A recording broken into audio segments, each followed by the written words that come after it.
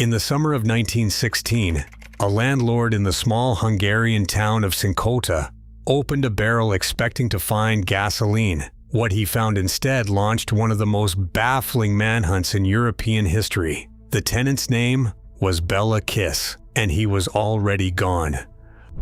The thick, sweet odor of wood alcohol escaped into the morning air of Kossuth Street. When the local constabulary arrived at the empty property, they immediately summoned Detective Chief Dr. Károly Nagy of the Budapest Police. Nagy, a forensic specialist, directed the initial inspection of the quiet cottage. In the yard and the rear cellar stood 24 sealed metal drums, each measuring less than a meter in height. Using copper tools to prevent sparks, investigators pried open the first lid. Submerged in a preserving bath of methanol was the intact body of a young woman, a length of rope knotted around her throat. As police opened drum after drum, the systematic nature of the crimes became clear. 24 barrels yielded 24 victims, including 23 women and 1 man, preserved perfectly by the chemicals. The locked cellar contained a workbench, stacks of books on toxicology, and hundreds of letters from across the country. The quiet workshop was now one of the largest active crime scenes in Europe. Yet, the man who had accumulated this collection was nowhere to be found. Military records showed he had enlisted in the army 2 years prior, vanishing into the chaos of the Eastern Front. The search for the tinsmith began with an empty house and an immediate, desperate international manhunt. The missing tenant of the Kossuth Street cottage was a master tinsmith named Béla Kiss. Born in the rural town of Izsák on July 28, 1877, Kiss had arrived in the quiet, independent suburb of Cinkota around the turn of the century, when he was just 23 years old. He leased the property at number 9, obtained his trade license, and quickly built a prosperous metalworking business. Kossuth Street grew accustomed to the steady clinking of his hammer, a rhythmic sound that came to symbolize industry, stability, and solid middle-class respectability. Physically, Kiss easily commanded attention. He was tall and broad-shouldered, with striking blonde hair, clear blue eyes, and an easy, refined charm that immediately won over the local community. He was polite, highly articulate, and active in the social fabric of the suburb, hosting frequent dinner parties for neighbors who regarded him as the most eligible bachelor in Cinkota. His frequent public companionship with various young women did not cause local scandal. Instead, it reinforced his standing as a highly desirable, confident suitor of excellent social status. But behind this carefully maintained veneer of Edwardian respectability lay a highly insular private life.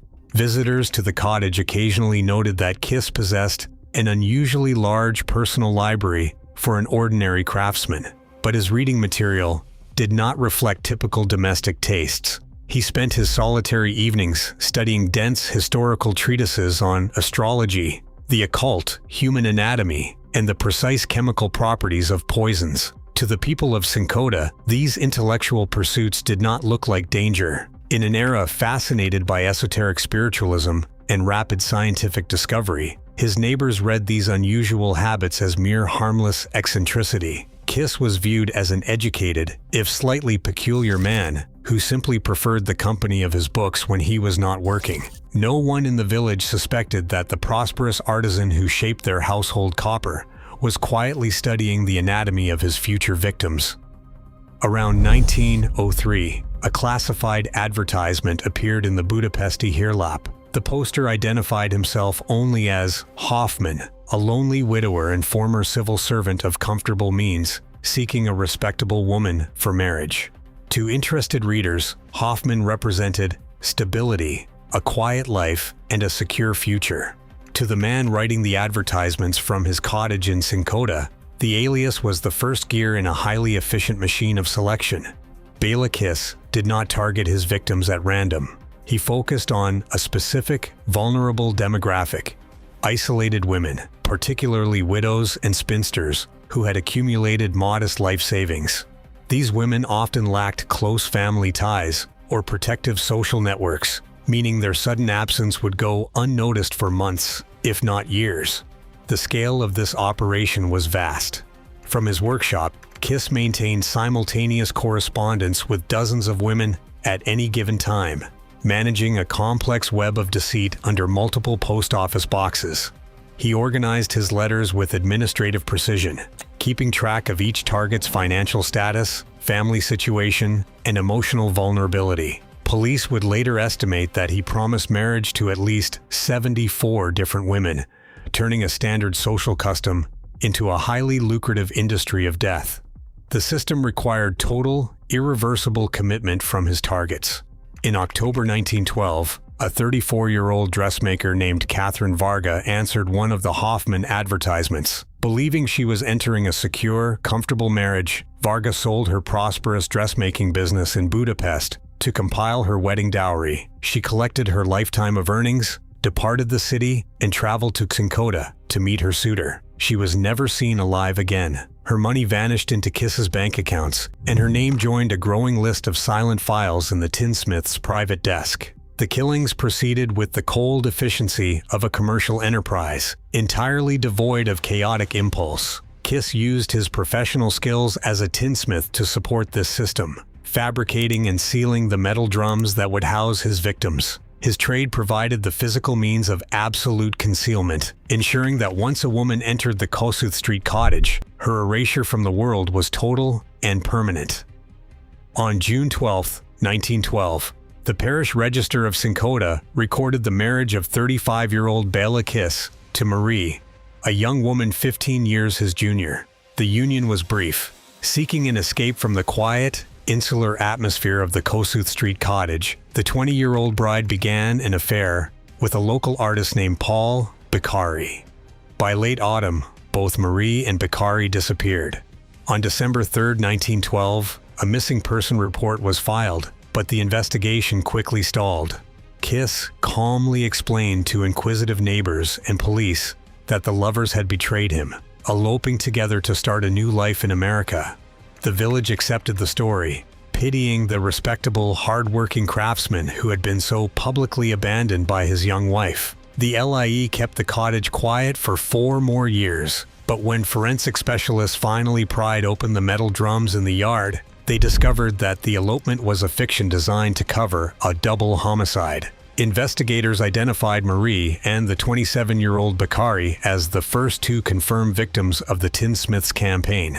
Beccari's body had been compressed into 1 barrel. In another, police found Marie. As a quiet, terrible detail of the domestic life she had tried to flee, she was recovered still wearing the white wedding gown from her June marriage, preserved in the dark liquid of the sealed drum.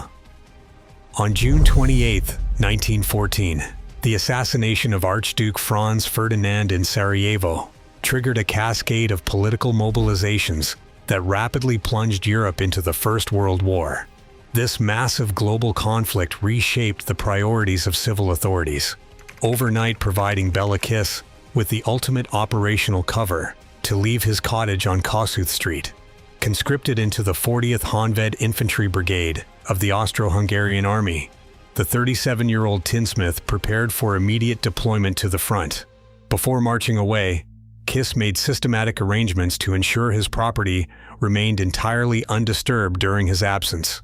He employed Mrs. John Jakubek, an elderly local widow, as his housekeeper. He gave her strict instructions to maintain the house, handle the regular rent payments, and watch over the locked rooms. Mrs. Jakubek was denied any access to his private workshop, the desk containing his personal correspondence, and the heavy sealed metal drums stacked in the cellar.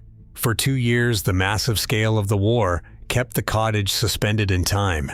Mrs. Jakubek kept her promise faithfully, sweeping the path and keeping inquisitive neighbors away from the property. The village of Cinkota believed the respectable craftsman was simply serving his country. This quiet routine shattered when official reports and rumors filtered back from the Eastern Front, suggesting that Kiss had died in a military hospital. Believing the tenant was dead and wanting to clear the house for a new occupant, the landlord, Martin Krasinski, resolved to reclaim the property. This long-delayed intervention, postponed for years by the chaos of war, eventually prompted a search of the tinsmith's home, but the delay had already allowed the killer to slip away. In July 1916, Detective Chief Dr. Károly Nagy arrived from Budapest to take control of the Cinkota property. A trained medical doctor and forensic specialist, Nagy brought a methodical, scientific approach to a scene that was rapidly descending into chaos. In the yard and the cellar, investigators cataloged 24 sealed metal barrels, each measuring less than a meter in height. Nagy ordered the area isolated and ventilated to disperse the toxic fumes before his team used copper tools to pry open the heavy, soldered lids. Inside the drums, submerged in a preserving bath of methanol, lay the bodies of 23 women and 1 man. The wood alcohol had kept the remains in a remarkable state of preservation, allowing the police medical examiner to conduct immediate, detailed autopsies. The physical evidence was stark and consistent. Most of the victims bore pronounced ligature marks around their necks, indicating death by strangulation. In several cases, toxicology reports also revealed traces of arsenic and other poisons, suggesting a calculated combination of methods. As the search expanded into the house, investigators discovered a locked side room. Inside, they found a workbench and a library of occult texts, astrology guides, and medical books, including a well-worn copy of a manual on the art of poisoning. More significant was the paper trail. Nagy's team recovered original newspaper clippings of the Hoffman marriage advertisements, along with over 150 unanswered letters from hopeful women across Hungary. The physical condition of the bodies quickly ignited the public imagination. The tight ligatures on the victims' necks had left pronounced, discolored indentations. Because of these unusual marks and the eerie preservation of the bodies in clear liquid, rumors spread through Budapest that the killer had drained his victims of their blood. Local newspapers seized on the macabre theory, soon labeling the missing tinsmith the vampire of Cinkota. But Nagy's official report remained strictly clinical. There were no puncture wounds and no evidence of blood draining. The deaths were the result of systematic asphyxiation and poisoning. Police attention quickly turned to Mrs. John Jakubek, the elderly housekeeper who had managed the property during Kiss's military deployment. Jakubek was arrested and subjected to intense interrogation. She admitted to maintaining the household but adamantly denied any knowledge of the murders or the contents of the sealed barrels. A thorough search of her own home yielded no incriminating files, and no physical evidence linked her to the killings. With nothing to contradict her testimony, authorities were forced to release her without charge. The documented evidence pointed to a single, highly organized killer, one who was now completely out of reach. Detective Chief Dr. Károly Nagy bypassed civil authorities and targeted the military fronts, issuing an official order to the Austro-Hungarian Army Command to arrest Private Béla Kiss on site. But the chaos of World War I provided an impenetrable shield. Millions of soldiers were in constant motion across Europe, and the name Béla Kiss was incredibly common, matching hundreds of active service records. In October 1916, a promising lead surfaced. Military authorities traced a soldier matching Kiss's description to a Hungarian field hospital in Valjevo, Serbia. A police arrest team traveled to the facility, but they arrived too late. The bed was occupied, but not by the fugitive. In his place lay the body of another soldier, Private Janos Sekaris. Kiss had swapped their identification tags, used the deceased private as a decoy, and slipped away into the war-torn Balkan countryside. He was never seen in custody again. Over the next 3 decades, unconfirmed sightings kept the case alive across multiple continents. In 1932, a New York City detective claimed he spotted Kiss stepping out of a Times Square subway station, working as a janitor. 2 years later, a French Foreign Legion recruitment log in Algiers recorded an enlistee named Béla Kiss, aged 58. In 1942, a Canadian immigration record tracked a drifter of the same name arriving in Halifax. Each lead dissolved into the mist, leaving the tinsmith's ultimate fate entirely unresolved. The physical theater of these crimes has long since vanished. In 1925, the state confiscated and demolished the cottage at 9 Kossuth Street to clear land for a municipal school. Today, no public memorial marker stands at the site. The victims themselves remain largely unnamed in historical records, their individual identities forever overshadowed by the sensational legend of their killer. Béla Kiss was never captured, tried, or convicted. He simply dissolved into the background of a broken continent. But his crimes forced a difficult, institutional reckoning. Hungarian newspapers faced intense public pressure to reform, ultimately leading to tighter rules and verified registration for the anonymous personal advertisements that had enabled his predation. This shift in media practice recognized, for the first time, how easily social isolation could be weaponized by a calculated predator. The tinsmith's deception directly prefigures modern digital predation. While the tools of contact have evolved from newsprint and post office boxes to screens and algorithms, the fundamental strategy remains identical. Predators still target the isolated, manufacture false intimacy, and exploit the universal human desire for connection. The empty, grassy yard on Kossuth Street remains silent, but the quiet, psychological machinery of the Cinkota barrels is still running. A century has passed, but the trap Béla Kiss perfected remains entirely intact. Today, newspaper classifieds have migrated to glowing screens where manufactured intimacy hides behind digital masks. The tools of deception evolve, but the pattern of manipulation and human vulnerability remains unchanged. Monsters no longer need metal drums. They only need our trust. What do you think? Share your thoughts below.